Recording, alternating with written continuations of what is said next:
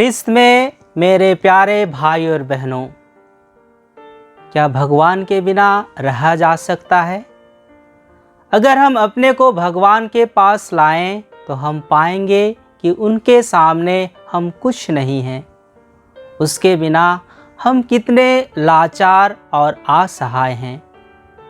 अगर वह सांस लेने की क्रिया को कुछ मिनटों के लिए बंद कर दे तो क्या हम जीवित रह पाएंगे?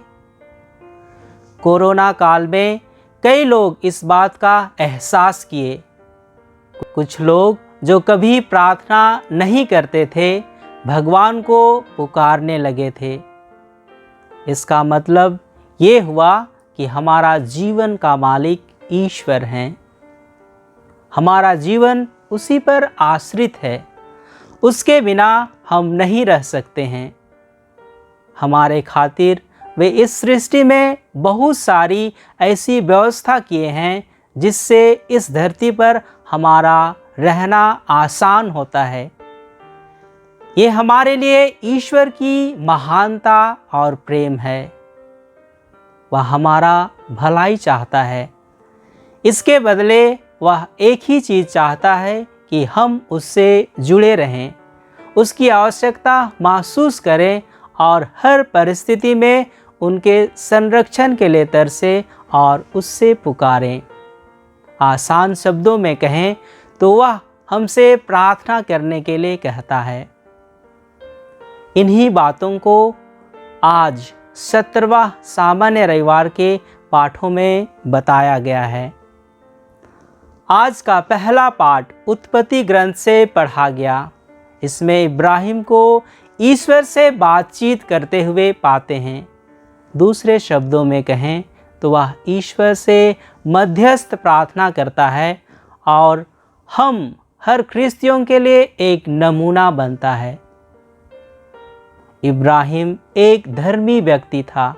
उसे पता चलता है कि ईश्वर उनके पड़ोसी नगरों सोदोम और गोमोरा से उनके अनैतिक घिनौने पापों के कारण नाराज है। वह आग और गंधक की बारिश करके उन्हें दंडित करना चाहता है। इब्राहिम को यह अच्छा नहीं लगा। वह सवाल करता है कि क्या वह पापियों के साथ साथ वहां रहने वाले धर्मियों को भी नष्ट करेगा? पर दुर्भाग्य की बात कि वहां एक भी धर्मी नहीं मिले, जिसके कारण संपूर्ण सोदोम और गोमोरा का दंड से बचाया जा सके। वर्तमान समय में भी देश दुनिया में पापों की बहुलता है। पाप के लिए एक से एक प्रलोभन है और सतर्क नहीं रहने पर लोग उन पापों का शिकार हो जाते हैं। आज के पाठ हमें संदेश देता है कि पूरी दुनिया को बचाए रखने के लिए हम अपनी धार्मिकता बनाए रखें। हम सभी ख्रिस्ती अपने पवित्र जीवन द्वारा दूसरों के बचने के लिए मध्यस्थ बने, दूसरों के लिए प्रार्थना करें। आज का दूसरा पाठ में संत पौलुस बपतिस्मा ग्रहण करने से मिलने वाले फल को हमें बताते हैं। बपतिस्मा के कारण हमारा दोबारा जन्म हुआ है। हमारे सभी पुराने पापों से हमें मुक्ति मिली है और हम सब विश्वासियों को स्वर्ग राज्य के हकदार होने का परिपत्र या पासपोर्ट मिल गया है। अगर हम इसकी महत्ता को समझते हुए ईश्वर की इच्छा के आधार पर पवित्रता और ईमानदारी का जीवन जीते हैं तो निश्चित रूप से एक दिन हम अपने वास्तविक निवास स्वर्ग राज्य को प्राप्त करेंगे। आज के सुसमाचार में यीशु हमें प्रार्थना करने के संबंध में बताते हैं। प्रार्थना क्या है?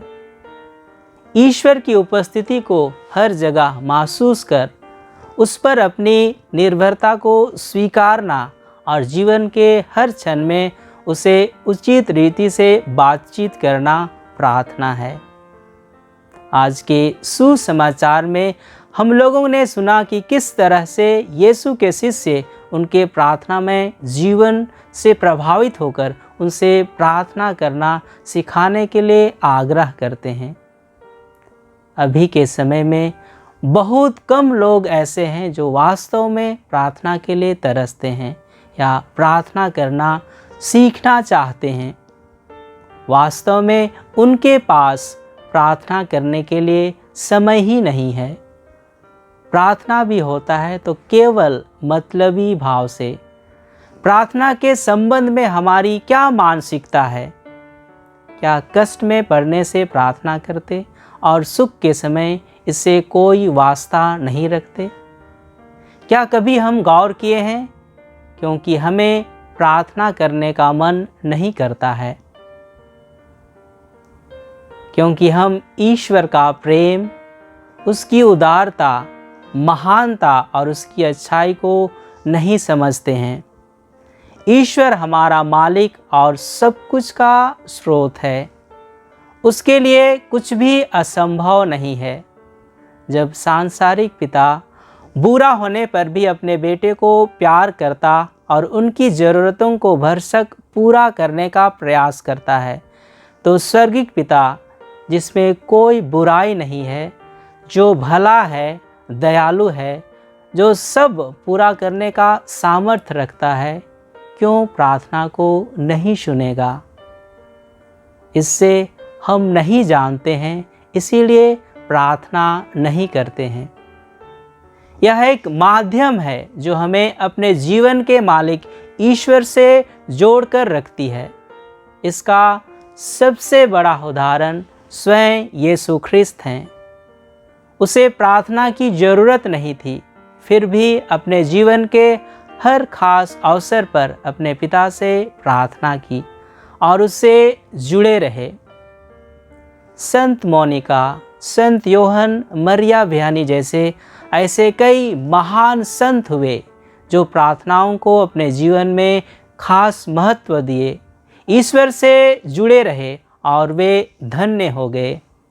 अतः यीशु आज हमें ललकार रहे हैं, मांगो और तुम्हें दिया जाएगा, ढूंढो और तुम्हें मिल जाएगा, खटखटाओ और तुम्हारे लिए खोला जाएगा। क्योंकि जो मांगता है उसे दिया जाता है, जो ढूंढता है उसे मिल जाता है और जो खटखटाता है उसके लिए खोला जाता है। क्या यीशु की ये ललकार हमें स्वीकार है?